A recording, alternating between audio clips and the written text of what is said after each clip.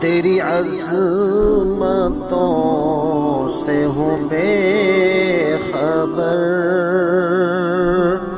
یہ میری نظر کا قصور ہے۔ اعوذ باللہ من الشیطان الرجیم، بسم اللہ الرحمن الرحیم۔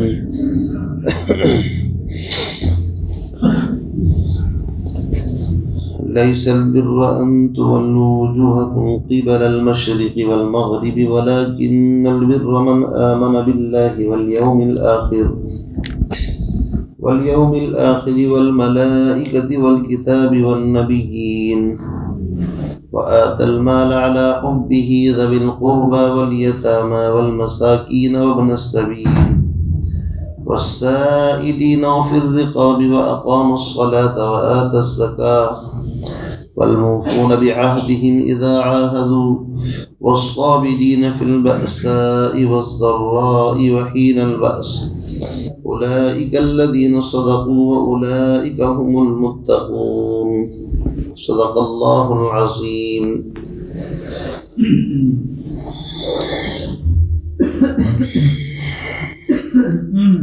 تقریباً نصف سورت یہاں تک ہو چکی ہے اور آدھی سورہ بقرہ نصف آگے باقی ہے۔ اب تک آپ حضرات کے سامنے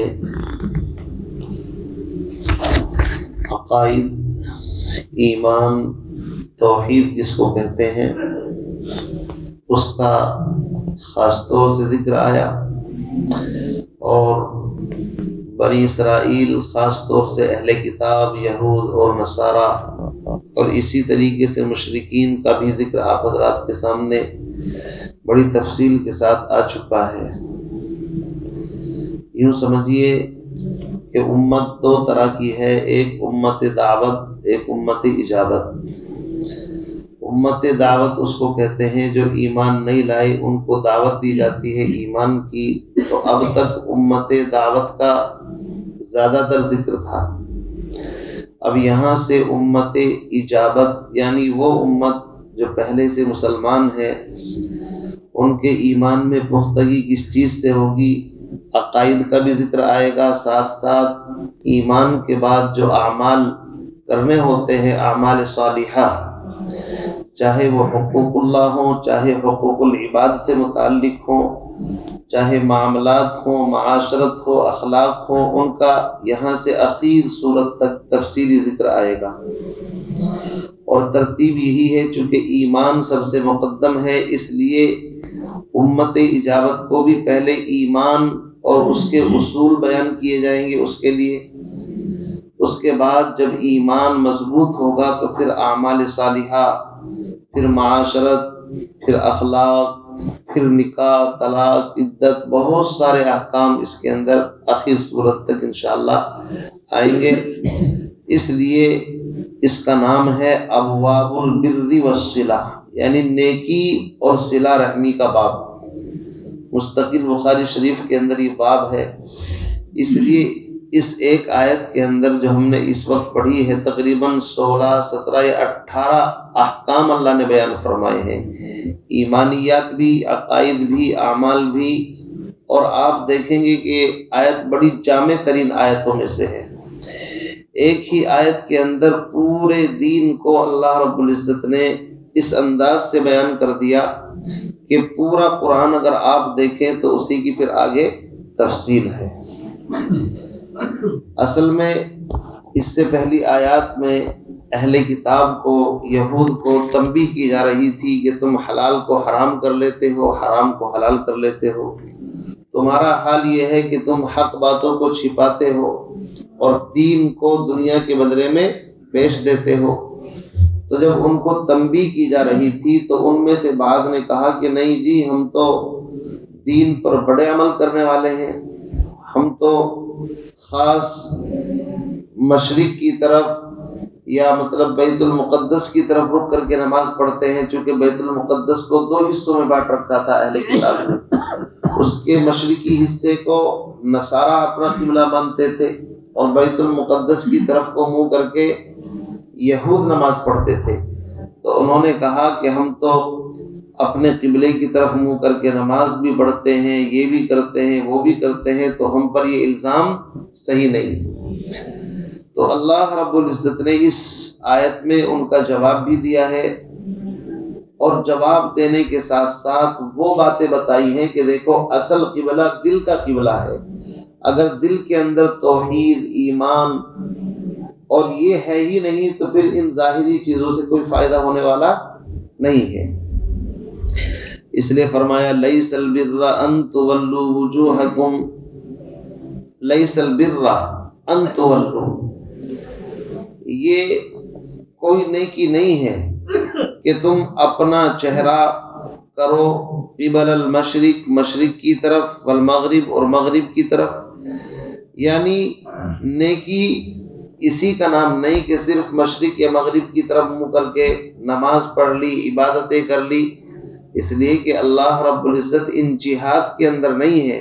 یہ تو صرف اللہ رب العزت نے حکم دیا ہے کہ انسان ایک پلیٹ فارم پر اجتماعیت کے ساتھ کسی ایک جہت میں متعین ہو جائے، ورنہ خاص خانہ کعبہ کو دیکھیے کہ لوگ اس کی طرف کچھ مشرق کی طرف سے منہ کر کے نماز پڑھتے ہیں، کوئی مغرب کی طرف سے، کوئی شمال کی طرف سے، کوئی جنوب کی طرف سے، کوئی ایک جہت اس کے اندر اللہ موجود نہیں ہے۔ لیس البر ان تولوا وجوہکم، نیکی اس ہی کے اندر منحصر نہیں کہ تم اپنا رخ مشرق اور مغرب کی طرف کرو، بلکہ اصل نیکی تو یہ ہے وَلَٰكِنَّ الْبِرَّ، اصل نیکی یہ ہے من آمن باللہ، کہ جو ایمان لائے اللہ پر۔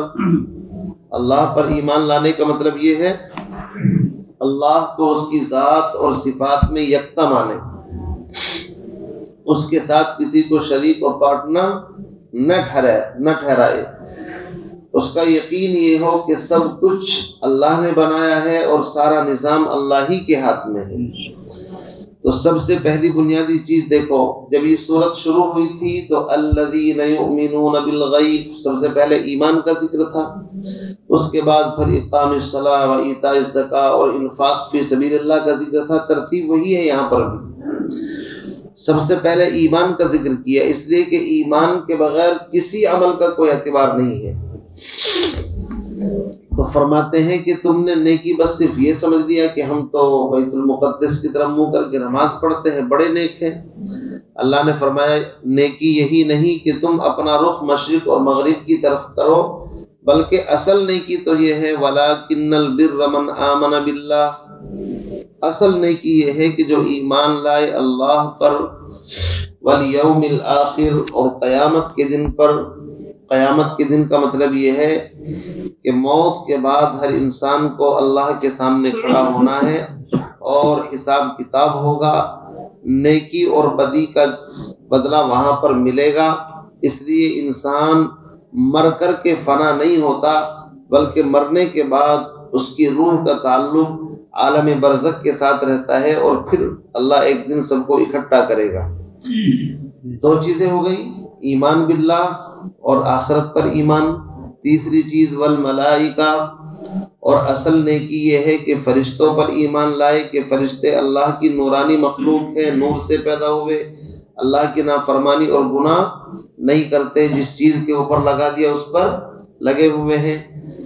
والکتاب، اور چوتھے نمبر پر ایمان کے اندر سے کتاب پر ایمان رکھے کہ اللہ نے جتنی آسمانی کتابیں اتاری ہیں وہ اپنے زمانے میں سچی تھی، ان کی تعلیمات برحق تھی، اب لوگوں نے چونکہ ان کتابوں کو بدل ڈالا، اس لیے موجودہ زمانے کے اندر جو تورات اور انجیل ہیں ہم ان کو یہ نہیں کہہ سکتے کہ یہ اپنی اصلی حالت پر ہیں، بلکہ یہ ایمان رکھے کہ جب اللہ نے ان کو اتارا تھا اس وقت بالکل سچی اور برحق کتابیں تھیں۔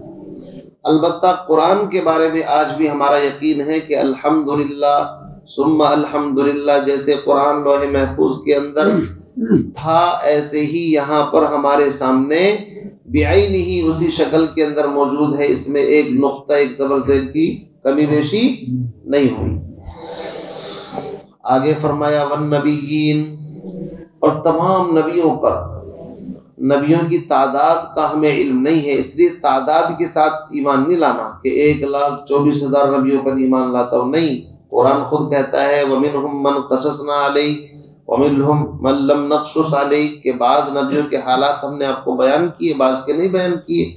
اجمالاً ایمان لائے کہ جتنے بھی نبی پیغمبر آئے ہیں آدم علیہ السلام سے لے کر حضور علیہ السلام تک، چاہے جتنے بھی آئے ہوں، ہم ان تمام نبیوں پر ایمان رکھتے ہیں، ان میں کوئی تفریق نہیں کرتے۔ لا نفرق بین احد من رسلی، کسی نبی اور رسول میں تفریق نہیں کرتے کہ اس پر لائیں گے اس پر نہیں۔ جیسے کہ یہودیوں نے کہا کہ ہم عزیر کو مانیں گے عیسیٰ کو نہیں مانیں گے، عیسائیوں نے کہا ہم عیسیٰ کو مانیں گے عزیر کو نہیں مانیں گے، تو جھگڑا پیدا ہو گیا۔ ہم ایسا نہیں کرتے، ہم سارے نبیوں پر A to Z ایمان رکھتے ہیں۔ تو سب سے پہلے نیکی کے اندر ابواب البر والصلہ کے اندر عقائد کا تذکرہ فرمایا کہ پہلے عقیدہ ٹھیک کرو، ایمان باللہ، ایمان بالیوم الآخر، اس کے بعد فرشتوں پر ایمان، کتابوں پر ایمان اور نبیوں پر ایمان۔ گویا کہ ایمان مفصل جس کو کہتے ہیں آمنت باللہ و ملائکتہ، آپ نے سنا ہوگا، وہ ساری چیزیں اس کے اندر آ گئی۔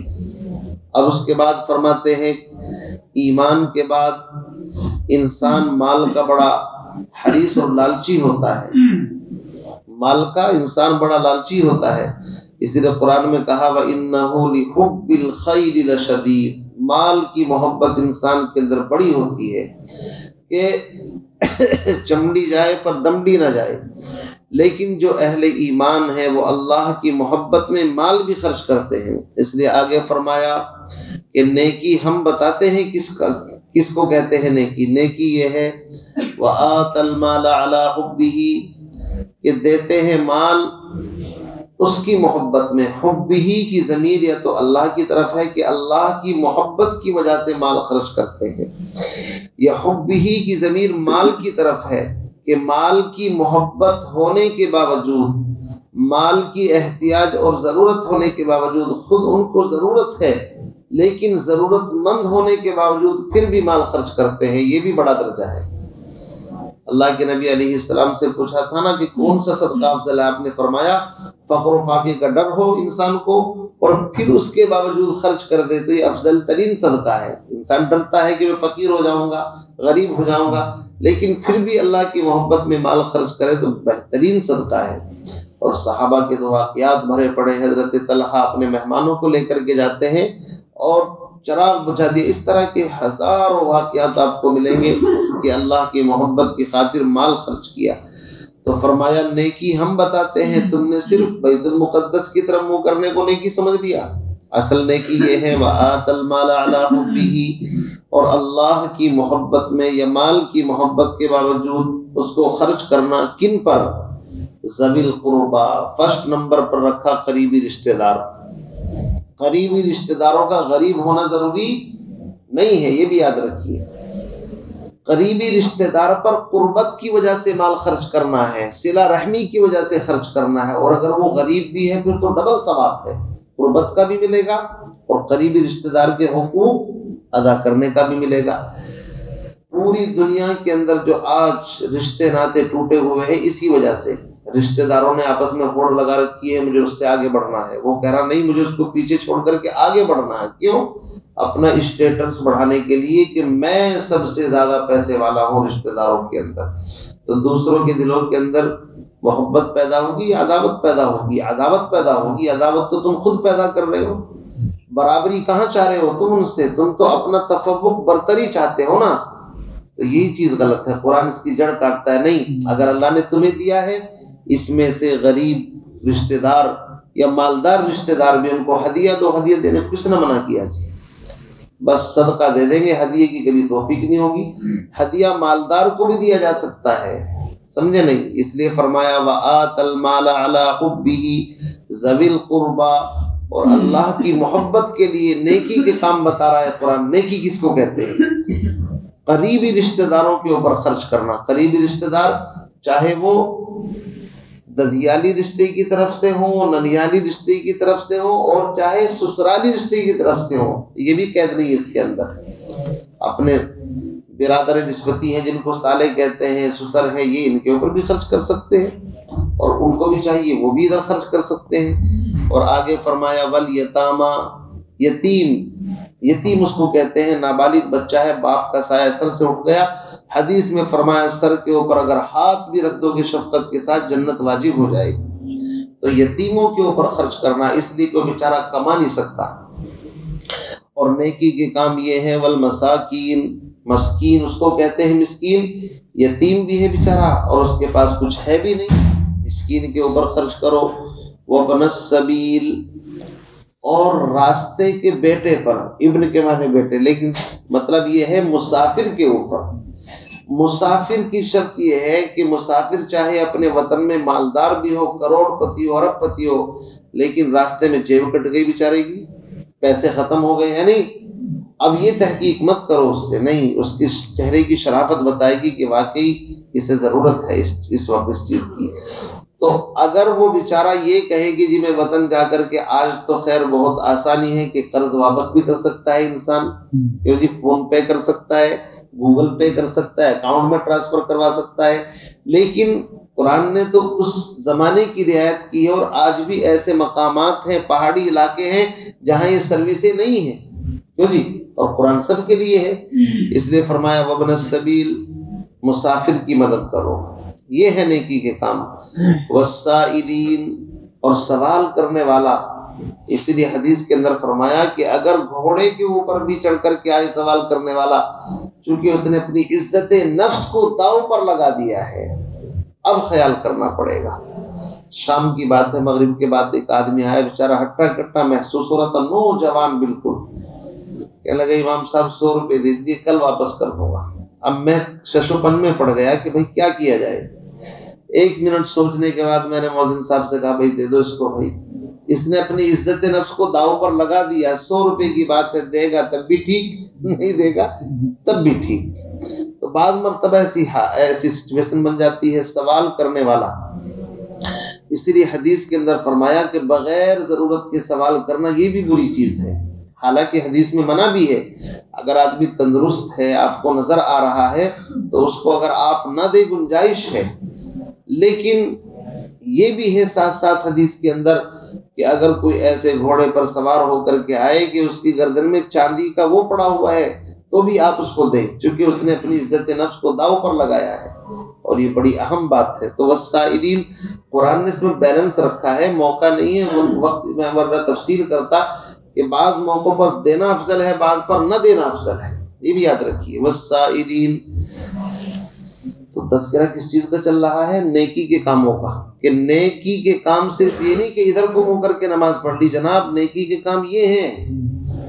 آگے فرمایا وفی الرقاب، اور گردنوں کو آزاد کرانے میں، پہلے زمانے میں غلام باندھی ہوتے تھے، آج کے زمانے کے اندر اگر کوئی جیل کے اندر بند ہے اور اس کی سزا معاف ہو چکی، لیکن بہت سے ایسے جرمانے ہوتے ہیں کہ اس کو ادا کرنے کے بعد آپ نکلیں گے، تو یہ بھی وہ فرقاب کے اندر داخل ہے۔ یا اسی طریقے سے کسی نے کسی کو گروی رہن رکھ رکھا ہے کہ جی اتنا پیسہ دو اور آپ کی جان چھوٹے گی، ورنہ تو وہ اس کو خامخواہ پکڑ کے رکھے ہوئے ہیں، تو اس میں بھی دے سکتے ہیں۔ وہ پھر رقاب کا دائرہ بھی بڑا وسیع ہے، فرمایا یہ ہے نیکی کے کام۔ اب یہ تو وہ تھے جو حقوق العباد ہیں، بندوں سے متعلق۔ اب اللہ کا حق، وَأَقَامَ الصَّلَاةَ، نماز قائم کرنی ہے، وَآتَ الزَّكَاةَ، اور زکوٰۃ دینی ہے، نماز زکوٰۃ ساتھ ساتھ چلتے ہیں دونوں، وہاں شروع میں بھی یہاں بھی۔ اور آگے فرمایا 3 چیزیں خاص طور سے، وَالْمُوفُونَ بِعَهْدِهِمْ إِذَا عَاهَدُوا، نیکی کے کام یہ ہے کہ عہد کو پورا کرتے ہیں جب وہ عہد کر لیں۔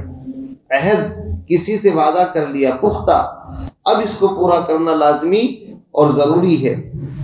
والصابرین فی البأساء والضراء، اور نیکی کے کام یہ ہے کہ جو صبر کرتے ہیں تنگی میں، والضراء، اور تکلیف میں، وحین الباس، اور لڑائی کے وقت، میدان جنگ کے اندر حالات پیش آ جائیں اس کے اندر ڈٹ جاتے ہیں۔ اللہ نے فرمایا اولئک الذین صدقوا، یہی لوگ سچے ہیں، سچوں کی مہر انہی کے اوپر لگائی۔ 3 چیزیں خاص طور سے، اس کی تشریح کل کروں گا انشاءاللہ۔ وَأُولَئِكَ هُمُ الْمُتَّقُونَ، اور یہی لوگ متقی اور پرہیزگار ہیں۔ دیکھیے یہ ہے، وہاں قرآن نے الذین یؤمنون بالغیب سے اولئک علی ھدی من ربہم واولئک هم مفلحون کہا تھا۔ یہاں اللہ کہتا ہے اتنی ساری چیزیں بیان کرنے کے بعد اولئک الذین صدقوا، یہی لوگ سچے ہیں، واولئک هم المتقون، اور یہی متقی ہیں جن کا ذکر قرآن میں بار بار آتا ہے۔ تقوی، متقیوں کے لیے جنت، متقی کامیاب۔ تو تم تلاش کرتے پھرو گے تقوی کس چیز کو کہتے ہیں؟ اللہ نے فرما دیا یہ چیزیں اپنی زندگی میں داخل کر لو، تم سچے بھی ہو۔ سچوں کے بارے میں قرآن کہتا ہے یا ایھا الذین آمنوا اتقوا اللہ وکونوا مع الصادقین، سچوں کے ساتھ ہو جاؤ۔ تو سچے وہ ہیں جن کی زندگی میں یہ اعمال ہیں، اور قرآن کہتا ہے ان اللہ یحب المتقین، کہ اللہ متقیوں سے محبت کرتا ہے۔ تو متقی یہی لوگ ہیں، واولئک هم المتقون۔ تو بھائی اس آیت کو یاد کر لینا، آیت نمبر 177 بڑی اہم آیت ہے۔ اس کے اندر دین کی عقائد، اعمال، معاشرت، اخلاق، حقوق اللہ، حقوق العباد، ساری چیزوں کو ایک ہی لڑی کے اندر پرو کر کے اللہ نے بتا دیا۔ اللہ تعالیٰ سے دعا فرمائیں مجھے بھی آپ کو بھی ان ساری صفات کو اپنی زندگی میں داخل کرنے کی توفیق عطا فرمائیں، اور اسی کے مطابق زندگی گزارنے کی سعادت نصیب فرمائیں۔ سبحان اللہ و بحمدہ، سبحانک اللہم و بحمدک، اشہد ان لا الہ الا انت، استغفرک۔